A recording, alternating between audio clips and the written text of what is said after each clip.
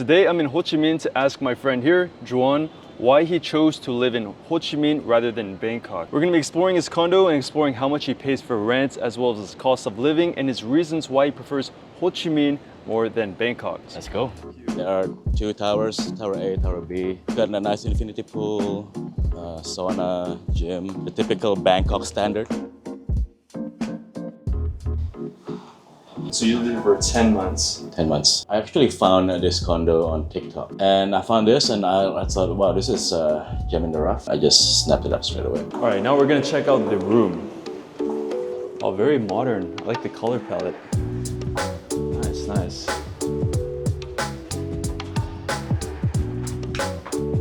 Okay, yeah, this is the kitchen area. It didn't come with the plates and microwave, so I have to buy it myself. Oven, induction stove. The oven is quite rare in Vietnam, so it's nice to have it. Do you cook often here or do you usually eat out? No. Oh, you never use this? I rarely cook. Even though there's an air filter, I think the air quality is better in Vietnam. That's another reason why I left Bangkok actually. There are, during the summer months, you know, the crop burning season. Yes. Whew. So we got the dining room section and the living room area, and then we have the TV.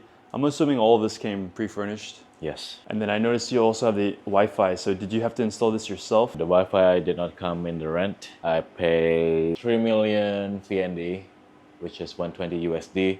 For the whole year. So you just paid it one time? For the whole year. For the whole year. Wow, so it's not like monthly. Yeah, there's something weird with credit card monthly payments here. They don't do that somehow, so it's just more convenient and it's not that much money, right? So if it's 120, I pay around like 20 bucks-ish for every single month. So that comes out to 240 a year, but you're paying half of that. Mm-hmm. But my internet speed is around like 1,000 megabytes per second, which is pretty fast. Yeah, we don't have that. We're about 200 megabits, and it's gonna get lower when the traffic is international. Oh, like when you're visiting internationally hosted servers, Services, like websites? Yeah. Wow. Wi-Fi and signal and data here, it's kind of inconsistent or unreliable, would you say? Yeah. Really? It's more unreliable compared to Bangkok. Wow, I see. That's probably a major disadvantage. I also noticed you have this like, you have a CCTV in here or something? Yeah, I opted to unplug it. Every single unit in this building has this CCTV. Wow. Somehow the owners can just check out the living room. Yeah, that's a huge invasion of like privacy, I think. Mm-hmm. Yeah, I've never heard of like a residential place having CCTV in your own unit. Yeah. That's kind of sketch. Let's check out the bedroom. Nice, we have a lot. Nice closet space, way more than I need. And then we got a king size bed here. Mm-hmm. Oh, we also have a balcony too. You go out, you get some fresh air. But to be honest, I usually go to the rooftop. And you get a study room as well. It's quite nice to have partitions between your sleep and work and leisure. So I noticed this is like a smart computer. What is this? Yeah, so when the intercom, I will see who is calling me, and then I can let them in. So you don't have to go down and pick up your friends. Yeah, like a ring kind of thing. Mm-hmm. And then I noticed there's an internet browser. You can like watch some videos on here. I've never tried that, but yeah. Hey, I don't know what you've been watching here, man. Yeah. Have you been watching something here? So that was the condo tour. Now let's check out some of the amenities. Let's go. Sounds good. Oh, nice. So we're on the 25th floor right now.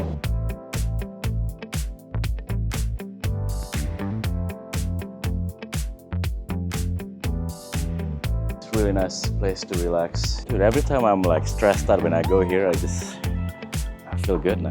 So that's the highest tower in Vietnam, or Saigon, Landmark 81. Originally, I was gonna stay in Vietnam for 2 weeks, and then I'm gonna get a lease in Park Origin. And then after the 2 weeks I stayed here, I was like, this is a place where I can actually do more work and not party every day until 5 a.m. at Chow, you know. Monday to Sunday, 5 a.m. It's just not great for my health. It's not. Yeah.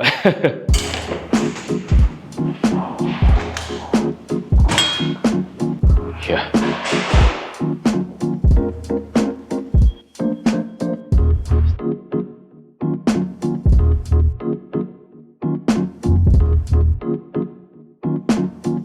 As we're recording now, it just started raining, so. The view. Look at the view of the city now. I bet when it gets dark, it's really nice, right? The view. Yeah, super nice. Woo! And 2 barbecues.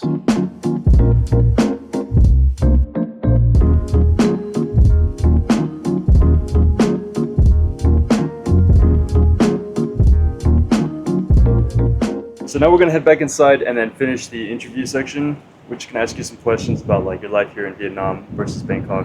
So let's go and go. Sounds good. So, co-working space.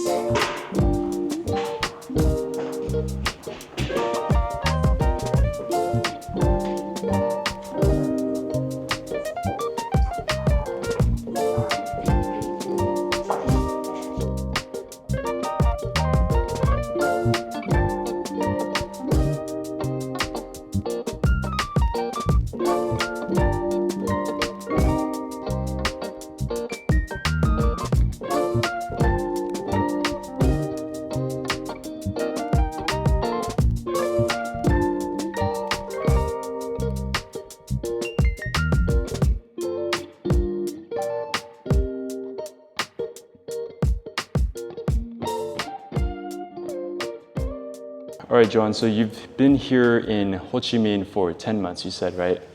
And previously you were living in Bangkok. That's actually where we first met. How long have you lived in Bangkok? I was there for 5 months. 5 months. Were you thinking that you were going to stay there long term, or were you just kind of vacationing there? Yeah, I was thinking I will be there long term until I tried Vietnam for a couple of weeks, and I thought this is a way more balanced place. You say balanced. So you came here to Vietnam just to check it out, just to kind of hang out, have fun, and you felt like your lifestyle was like more balanced, like less chaotic here? Yeah, like you can find fun. Don't get me wrong. You can go party until like 4 a.m., 3 a.m. The locals work really hard here. You can really feel the hustle culture, which I feel influences you. I see. And Thailand doesn't have that much of a hustle culture, right? It's more like sabai culture. I see. Everyone loves to have fun, Yeah, which yeah. influences you as well. Yeah. Yeah, I'd say that's a big factor. Like Thai people are so chill. They're just like sabai, you know, what might be like whatever, it's fine, it's fine. Now, quick shout outs. Today's video is sponsored by Level 8, and instead of the typical boring product video ad, they came up with a challenge to turn our old suitcases into something creative for our pets. So if you've got a dog and a suitcase, then why not upcycle your suitcase into something your dog will love? So this is what my Level 8 carry-on bag looks like right here. When not in use, it pretty much just takes up space, but it's the perfect size for my pug. So we're gonna turn this into a pet's bed.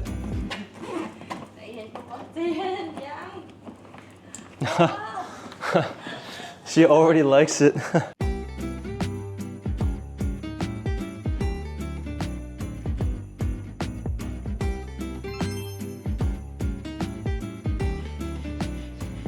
So if you have luggage taking up space and collecting dust, then this is your sign to get creative. Big thanks to Level 8 for sponsoring this video and inspiring a more creative, sustainable approach to travel. Okay, so speaking of which, like we haven't even talked about how much you spent for this condo. Oh yeah. Yeah, so I mean, I'm just gonna take a guess. I'm gonna say maybe $800 a month. So it's actually 26 million VND. So 26 million dong a month, which is around $993 a month. Oh, actually. Yeah. Perfect. Wow. Or 32,000 Thai baht a month. And I'd say that's like pretty on par with Thailand's. I'd say a condo like this would be around 30,000-ish. And do you know the square meters? Yeah, my unit is 50 square meters. 50 square meters. That's actually, no, Thailand would probably be around like 30, huh? a little bit more. It'd be maybe 40. Yeah. 40-ish. Like Thailand, the Bangkok, the skyscrapers, like the luxury ones, are not cheap. You know, it's mostly 30,000 and above. But yeah, I'd say that's pretty on par with Bangkok. Do you mind like breaking down kind of your monthly expenses? For example, like food, transportation. I do have some affordable food options here. I can probably get by with 10 USD to 20 USD per day. Wow. Last night we went out for drinks. Drinks can go up to 10, 15 USD. At really nice cocktails, places, right? really nice places. Yeah. So all in all, how much do you think do you spend like total a month on average? I would say average 2,000. 2,000 USD. Yeah. And it's like very comfortable, right? Like you never have to think about, your costs or anything. I don't really go out that much now, unless it's for work. So if you do go out a lot, there's alcohol tax here, so it's a bit more. It's a bit less affordable than going out in Bangkok. I've heard a lot of people consider Vietnam is overall 30% cheaper than Thailand. Do you think that's pretty true across the entire category? Or maybe 20% or Real estate is very expensive here, and it bleeds out to your living costs. Like this apartment, the previous owner sold it for 30% higher in just 1 year. wow. In And just it's one an year. apartment, which is unheard of, right? And it's just growing like that all over the country. Do you know what the main reason for that? Because 30%, increase in rent, that's insane. Not yeah. rent, capital gains. Capital gains. Yeah. Wow. My rent stays the same. People don't even care about the rent actually. They just care about the capital gains of their property. Yeah. Do you know what the reason is? Like the price increase? I think my guess is international demand. I see. So Ho Chi Minh is really growing up like that, really. Yeah. And Da Nang too. Yeah, Da Nang, yeah. So it sounds like the rents and the accommodations and housing, that is particularly expensive and not as value as Bangkok, but everything else is probably cheaper, like going out or eating or going to the movies. Yeah, going out to the movies is pretty cheap. But since the real cost of real estate is going up, it pulls up the cost of food and Everything else. Yeah. Wow, I see. So I can see this place going to be more expensive than Bangkok. Wow, even more expensive. Wow. Yeah, That's that's just my experience. yeah. So do you see yourself living here long term, like forever, or For the foreseeable future, yes, because as I said, it's a really high growth area.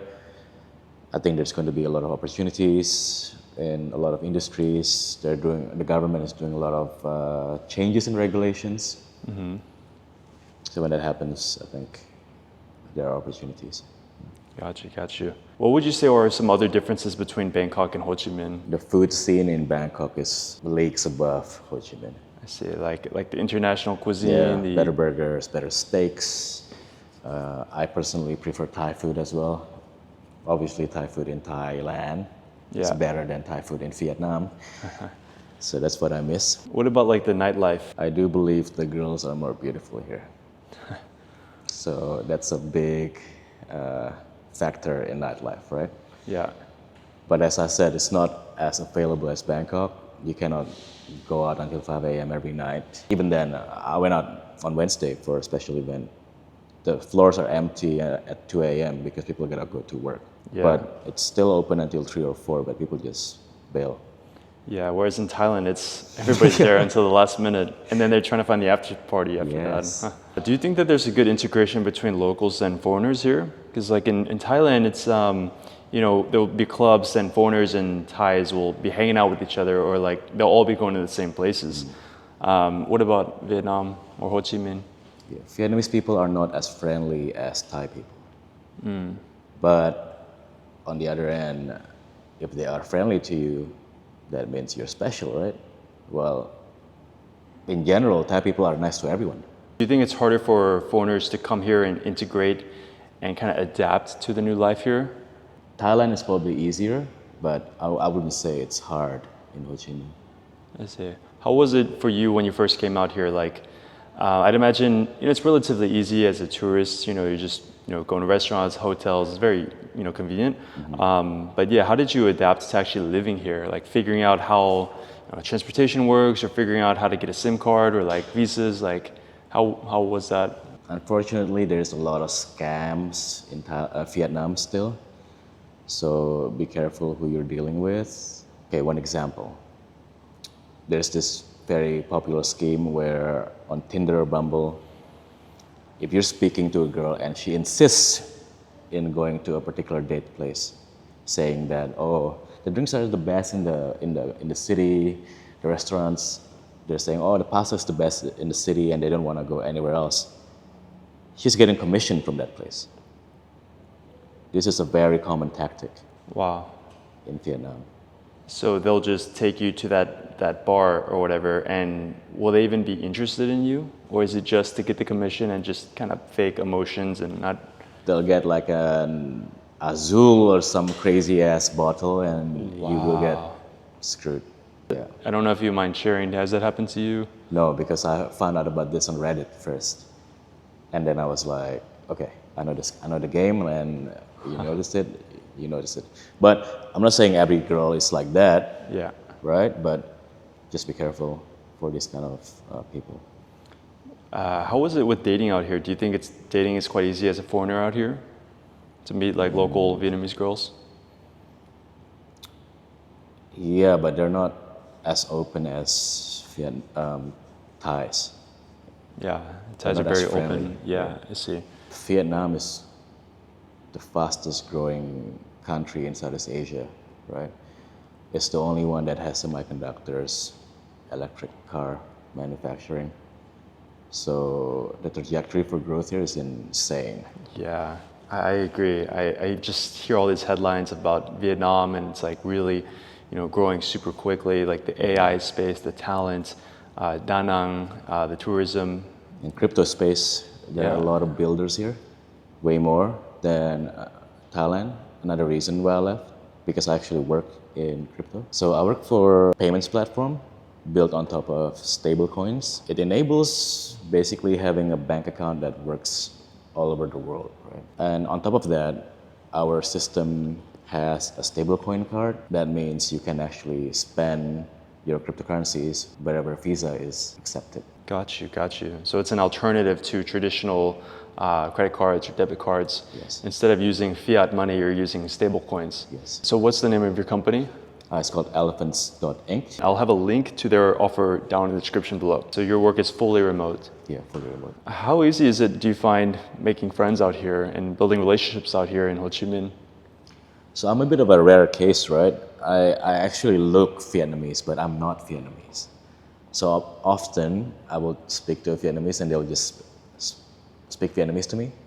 So that's kind of like a good icebreaker, and then I just say, oh, I'm not Vietnamese, and we continue in English, and it's easy.